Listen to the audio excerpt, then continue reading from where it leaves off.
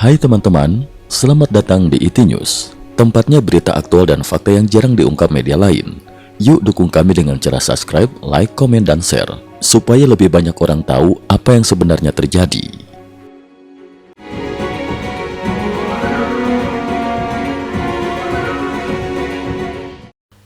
Salam pemirsa, 14 Desember 2025, Presiden Ukraina Volodymyr Zelensky menggelar pertemuan tingkat tinggi dengan perwakilan Amerika Serikat dan Uni Eropa di Berlin untuk membahas jalan keluar politik guna mengakhiri perang Rusia-Ukraina yang telah berlangsung hampir 3 tahun.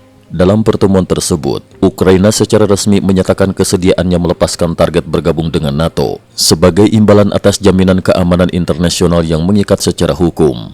Pertemuan ini berlangsung pada 14 Desember dan dihadiri oleh utusan khusus Amerika Serikat Steve Witkoff, Jared Kushner, menantu Presiden AS Donald Trump, serta para pemimpin Eropa. Kanselir Jerman Friedrich Merz turut mendampingi Zelensky dalam forum Amerika-Eropa tersebut yang dipandang sebagai salah satu momen diplomatik paling krusial sejak perang dimulai. Ukraina mengubah arah strategis.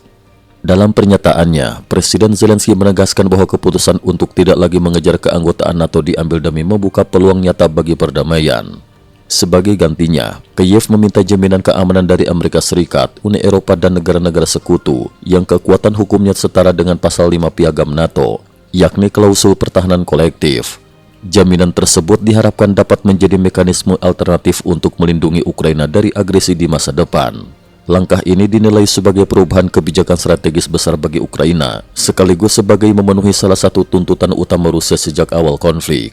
Meski demikian, Zelensky menegaskan bahwa Ukraina tetap menolak menyerahkan wilayah kedaulatannya dan tidak akan mengakui pendudukan Rusia atas wilayah yang direbut sejak 2014. Saat ini, Amerika Serikat, Uni Eropa, dan Ukraina tengah merumuskan rencana gencatan senjata sekitar 20 poin. Namun hingga kini, belum ada dialog langsung antara Ukraina dan Rusia. Jerman menjadi tuan rumah konferensi tingkat tinggi KTT Eropa pada hari Senin, yang mempertemukan Zelensky dengan para pemimpin utama Eropa. KTT ini diharapkan menjadi forum penentu untuk mendorong proses negosiasi damai secara lebih konkret. Dalam perkembangan penting lainnya, Presiden Zelensky telah memberi sinyal kepada anggota parlemen Ukraina, Verkhovna Rada, untuk bersiap menghadapi kemungkinan pemilu dalam waktu dekat. Ia mengungkapkan telah menerima sinyal politik dari Presiden AS Donald Trump terkait penyelenggaraan pemilihan Presiden Ukraina.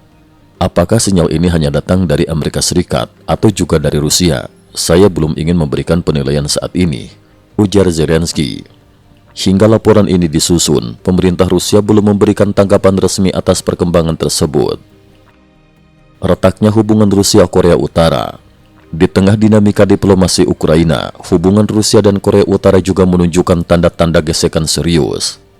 Pada 12 Desember, pemimpin Korea Utara Kim Jong-un menyambut kepulangan batalion Zeni ke-528 Tentara Rakyat Korea yang telah bertugas selama 120 hari di Rusia.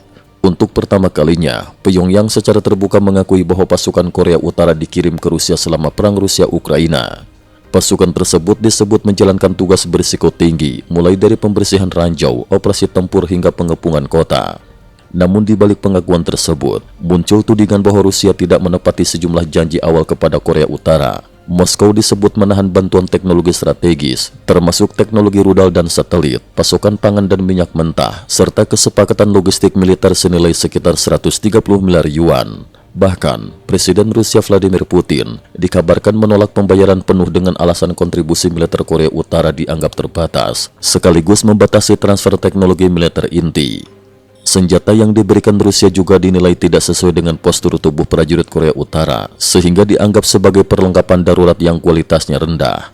Para analis menilai hal ini sebagai pukulan psikologis dan politik bagi Kim Jong-un. Situasi tersebut memperkuat pandangan bahwa hubungan Rusia-Korea Utara bukan kemitraan strategis berbasis kepercayaan, melainkan hubungan transaksional yang bersifat sementara di tengah tekanan perang.